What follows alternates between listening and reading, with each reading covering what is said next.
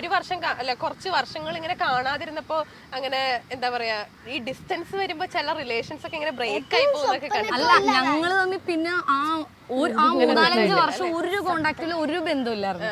പക്ഷെ ഈ first love എപ്പോഴും ഒരു സ്പെഷ്യൽ ആയിരിക്കും എന്ന് പറയുന്ന പോലെ അതിങ്ങനെ മനസ്സിന്റെ ഉള്ളിൽ കിടപ്പുണ്ടായിരുന്നു. പിന്നെ ഒരു 2 വർഷങ്ങൾക്ക് ശേഷമാണ് പിന്നെയും കൂട്ടി ഞങ്ങൾ പിന്നെ കാണുന്നത്. അതെന്റെ കസിന്റെ ഒരു മാരേജ് ഫംഗ്ഷൻ വെച്ചിട്ട് അവൻ ഇവളോട് പഠിച്ചായിരുന്നു. അവൻ ചേച്ചിയുടെ കല്യാണത്തിനാണ് ഇവളെ വിളിച്ചിട്ടുണ്ടായിരുന്നു. ഞാൻ എന്തായാലും പോലെ എന്റെ കസിനാണ്. അവിടെ വെച്ചാണ് പിന്നെയും കാണുന്നത്. അവൻ എന്നെ വന്ന് വിളിച്ച് എന്റെ കൂടെ അവൻ 8ാം ക്ലാസ്സിൽ പഠിച്ചതാ. വിളിക്കട്ടെ. ഞങ്ങൾ തമ്മിൽ വർഷങ്ങളായിട്ട് കോണ്ടാക്ട് ഒന്നും ഇല്ല, ഞങ്ങൾ ഒന്നുമില്ല, എല്ലാം പോയി. അതങ്ങനെ ആ കുഞ്ഞു പ്രായത്തിന്റെ ഇത് അതങ്ങനെ പോയി. പിന്നെ ആ കല്യാണ വീട്ടിൽ വെച്ച് കണ്ടപ്പോ ഞാൻ കരച്ചിലായി വീഴ്ച. ദൂരെ വെച്ച് കണ്ടപ്പോഴേ പണ്ടത്തെ കാര്യങ്ങളൊക്കെ ഓർമ്മ വന്ന്. അന്ന് വർത്താനം പോലും പറഞ്ഞിട്ടില്ലേ. പക്ഷെ അതാ ഞാൻ പറയണത്, ഇന്നത്തെ കാലത്ത് ആ ഒരു പ്രേമം പോലെ അല്ല. അന്നൊക്കെ പറഞ്ഞു കഴിഞ്ഞാൽ നമ്മള് ഒരാളെ പ്രേമിച്ചു കഴിഞ്ഞാൽ അതൊക്കെ ഭയങ്കര ഓർമ്മകളായിരിക്കും. ഭയങ്കര എന്താ അല്ലേ, ഭയങ്കരമായിട്ട് കൊള്ളും. ഓർമ്മകൾ അയർക്കുമ്പോ ഇമോഷണൽ ആവുന്നു. ശരിയാ. എന്താ പറയാ, ആ ഒരു സമയത്ത് എന്നൊക്കെ പറഞ്ഞു കഴിഞ്ഞാൽ കല്യാണം നടത്തിക്കാനായിട്ടൊക്കെ ഒരുപാട് ബുദ്ധിമുട്ടുണ്ടോ? ഓഫ് കോഴ്സ് നല്ല ബുദ്ധിമുട്ട്. ഒന്നാമത്തെ കാര്യം വേറെ കാസ്റ്റ് ആയതുകൊണ്ട് തന്നെ നല്ല പ്രശ്നങ്ങളായിരുന്നു വീട്ടിൽ. ഈ ഫോൺ വിളി ഡിഗ്രി ഒക്കെ ആയപ്പോ പിന്നെ ഫോണുണ്ട്, ഫോൺ വിളി തുടങ്ങും, അപ്പൊ വീട്ടിൽ പിടിക്കും. അത്രയും നാളെ ആർക്കും അറിയത്തില്ലല്ലോ. വീട്ടിൽ പിടിച്ചും അപ്പൊ വീട്ടുകാരറിയാം, സീനാക്കും, പെട്ടെന്ന് കെട്ടിച്ചുള്ളവരുടെയൊക്കെ നോക്കും. അവിടെ സമ്മതമായിരുന്നു. എന്റെ വീട്ടിൽ വലിയ സീൻ ഉണ്ടായിരുന്നില്ല. ഇവിടെ ചേട്ടന്റെ വീട്ടിൽ കുഴപ്പമൊന്നുമില്ല, മുസ്ലിം ഫാമിലി അറിയാം. അതെ ഒട്ടും സമ്മതിച്ചില്ല. ഇപ്പോഴും ഇപ്പൊ കുഴപ്പമൊന്നുമില്ല, ഞങ്ങള് പോകാറൊക്കെ ഉണ്ട് വീട്ടിൽ. പക്ഷെ എന്നാലും അവരിതുവരെ ഇങ്ങോട്ട് വന്നിട്ടൊന്നുമില്ല. ആണല്ലേ? ഭയങ്കര ഇതാ. കുഞ്ഞപ്പന്റെ വീഡിയോസ് ഒക്കെ കാണാറില്ലേ?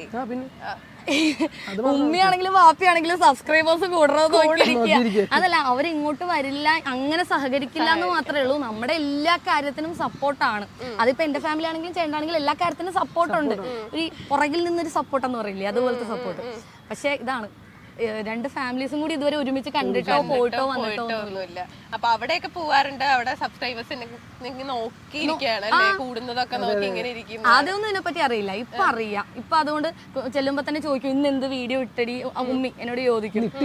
ഇന്ന് ഇട്ടില്ലേ? അപ്പൊ ഞാൻ ഒരു ദിവസമൊക്കെ നമ്മൾ ലീവ് എടുത്ത കൊച്ചിനെ കൊണ്ട് അങ്ങനെ ചെയ്യിപ്പിച്ചിടാൻ മേലെ, അവനെ കൊണ്ട് നല്ല പാട്ട് ഐഡിയാസ് ഒക്കെ പറയും, അവനെ കൊണ്ട് പിന്നെന്താ മിമിക്രി ഒക്കെ ചെയ്യിപ്പിക്കണം, അങ്ങനെ ചെയ്യിപ്പിക്കണം, അങ്ങനെയൊക്കെ കുറെ ഐഡിയാസ് ഒക്കെ പറയും. ഇപ്പൊ ഡെയിലി വ്ളോഗുകൾ എടുക്കുമ്പോഴത്തേനും നമുക്ക് കണ്ടന്റ് ഭയങ്കരമായിട്ട് ക്ഷാമം വരില്ല. അപ്പൊ നല്ല കണ്ടന്റ് നോക്കിയിടാനായിട്ട് നിങ്ങൾ എന്താ ചെയ്യുക? അപ്പം ഒരുപാട് ആലോചിച്ച് കുലങ്കശമായിട്ടുള്ള ചർച്ചകളൊക്കെ നടത്താറുണ്ടോ? നമ്മൾ ഡെയിലി വ്ലോഗ് ആയിട്ട് ഇടുന്നില്ല.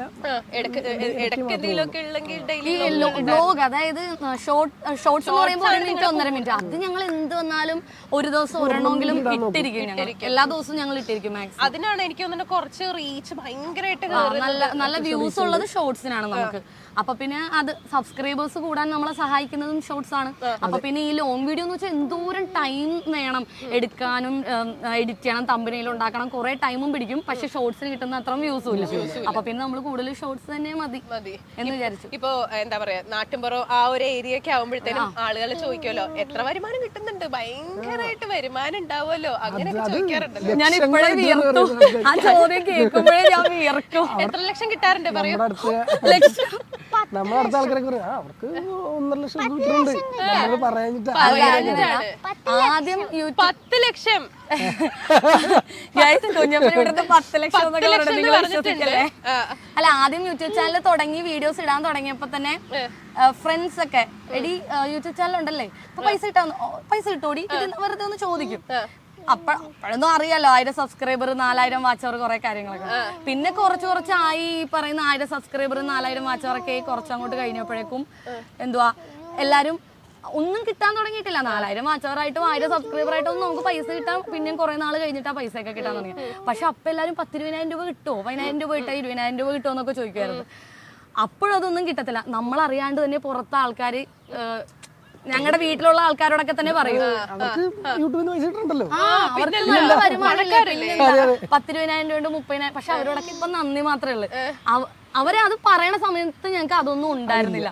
പക്ഷെ അവര് ഓരോന്നിങ്ങനെ പറയുന്ന അനുസരിച്ച് പിന്നെ കൂടി വരും. ആദ്യം പറഞ്ഞ എമൗണ്ട് അവർ പിന്നെ കൂട്ടി പറയുന്നത് അതിന്റെ ആ എമൗണ്ട് കിട്ടും. മനസ്സിലായില്ലേ? പിന്നെ അവർക്ക് 19,000 രൂപ എന്താണെങ്കിലും ഉണ്ട്. ആ സമയത്ത് നമുക്ക് 10,000 രൂപ ഉണ്ടാവുള്ളൂ, മനസ്സിലായില്ലേ? പിന്നെ കുറച്ചാൾ കേട്ടോ നിങ്ങൾ ആ സമയത്ത് അന്ന് പറഞ്ഞപ്പോ ഇവർക്ക് എത്ര രൂപയായിരുന്നു? എല്ലാരോടും നന്ദി മാത്രം. ഇനി നിങ്ങൾ പറയണം ഞങ്ങൾക്ക് 5 ലക്ഷം ഉണ്ട്, 10 ലക്ഷം ഉണ്ട്, അത് ഞങ്ങൾക്ക് അത്ര കിട്ടും. ആദ്യമൊക്കെ നമ്മള് വീഡിയോസ് ഒക്കെ ചെയ്യുമ്പോഴേ നിങ്ങൾക്കൊന്നും വേറെ പണിയില്ലേ എന്നൊക്കെ ചോദിക്കാറുണ്ടായിരുന്നല്ലോ. നെഗറ്റീവ് കമന്റ്സ് ഒക്കെ ഒരുപാട് വന്നിട്ടുണ്ടോ ആദ്യമേ ഒക്കെ? ഇല്ല, ഒരു 6 ലക്ഷം സബ്സ്ക്രൈബേഴ്സ് ആകുന്നവരെ നെഗറ്റീവ് കമന്റ്സേ ഇല്ലായിരുന്നു. 6 ലക്ഷം ഞാൻ ആഗ്രഹിക്കായിരുന്നു ദൈവം എന്തെങ്കിലുമൊക്കെ ഒരു നെഗറ്റീവ് കമന്റ് അതിന് റിയാക്ട് ചെയ്യാം, എന്തെങ്കിലും അല്ല അപ്പൊ അങ്ങനത്തെ റിയാക്ട് ചെയ്യണൊക്കെ വൈറലാവുമല്ലോ വീഡിയോസ്. ഈ റിയാക്ട് ചെയ്യുന്ന വീഡിയോസ് വൈറലാകുന്ന ടൈമാണ്. പക്ഷെ ഒന്നുമില്ലായിരുന്നു, എനിക്കൊന്നും വരുന്നില്ല. പിന്നെ 6 ലക്ഷം ഒക്കെ കഴിഞ്ഞപ്പോഴാണ് പിന്നെ എന്തെങ്കിലുമൊക്കെ വരാൻ തുടങ്ങി. ട്രോളും വരുന്നില്ല, നമ്മൾ എന്തായാലും ട്രോളാത്തത്. വൈറലാവല്ലോ, ആരെങ്കിലും ഒന്ന് ട്രോളണേ. ഈ വീഡിയോസ് ഒക്കെ ചെയ്യുമ്പോഴേക്കും ഇതിന്റെ ഇടയിൽ ഭയങ്കര ക്വസ്റ്റ്യൻസ് വന്നൊരു വീഡിയോ ആയിരുന്നു. പ്രഗ്നൻസിയുടെ ഒരു വീഡിയോ ഇങ്ങനെ ചെയ്തിട്ടുണ്ടായിരുന്നില്ലേ കുഞ്ഞപ്പന്റെ ആ ഒരു പ്രഗ്നൻസി ടൈമിലുള്ള വീഡിയോസും കാര്യങ്ങളൊക്കെ. ഇപ്പൊ ആ ഒരു ടൈമൊക്കെ ആലോചിക്കുമ്പോഴത്തേനും എന്താ ഫീൽ ചെയ്യണേ? എനിക്ക് കുറെ കാര്യങ്ങളൊക്കെ എനിക്ക് റിലേറ്റ് ചെയ്യാൻ പറ്റിയിട്ടുണ്ടായിരുന്നു. അപ്പൊ കുറെ പേര് അങ്ങനെ പറഞ്ഞിട്ടുണ്ടോ ഇങ്ങനെ ആ ടൈമിലുള്ള കാര്യങ്ങളൊക്കെ ഭയങ്കരമായിട്ട് റിലേറ്റ് ചെയ്യാൻ പറ്റിയിട്ടുണ്ട് എന്നുള്ള രീതിയിലൊക്കെ? ഇവന്റെ പ്രഗ്നൻസി ടൈം എന്ന് പറഞ്ഞാൽ എനിക്ക് ഭയങ്കര ബുദ്ധിമുട്ട് തന്നെയായിരുന്നു. കാരണം ഞാൻ പറഞ്ഞില്ലേ, വീട്ടില് ഇപ്പൊ കുറച്ച് നാളായിട്ടാണ് ഞങ്ങൾ പോകാൻ തുടങ്ങിയത്. അവരുടെ സപ്പോർട്ട് ആ ടൈമിലൊന്നും അവർ ഒട്ടും പോത്തൂല, അങ്ങനെ ആയിരുന്നു. വീട്ടിലാണെങ്കിൽ ചേട്ടൻ ജോലിക്ക് പോകും, രാവിലെ അമ്മ പോകും, അച്ഛൻ പോകും, എല്ലാവരും പോകും. ഞാൻ ഒറ്റയ്ക്കായിരുന്നു വീട്ടിൽ.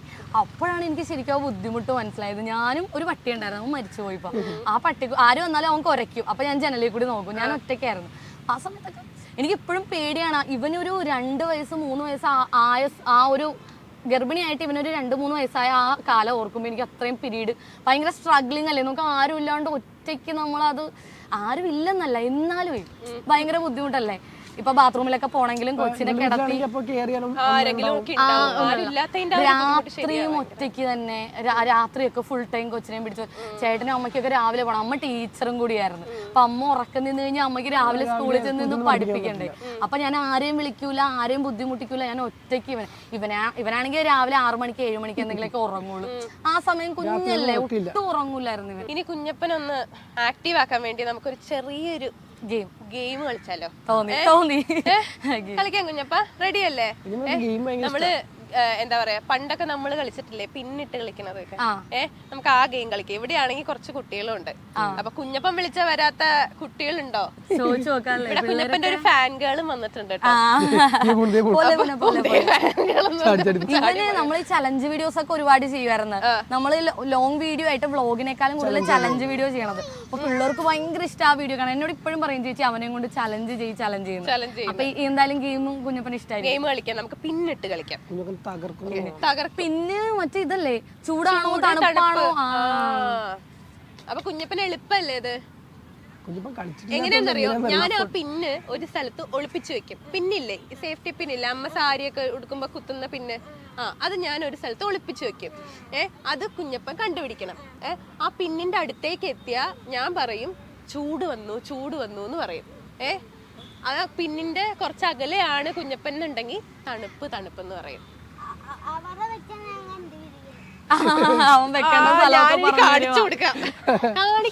കാണിക്കൂല പൊന്നെ ഒളിപ്പിച്ചു. കണ്ണു പൂട്ടിയിരിക്കണം. Okay set. അപ്പൊ ഓക്കെ.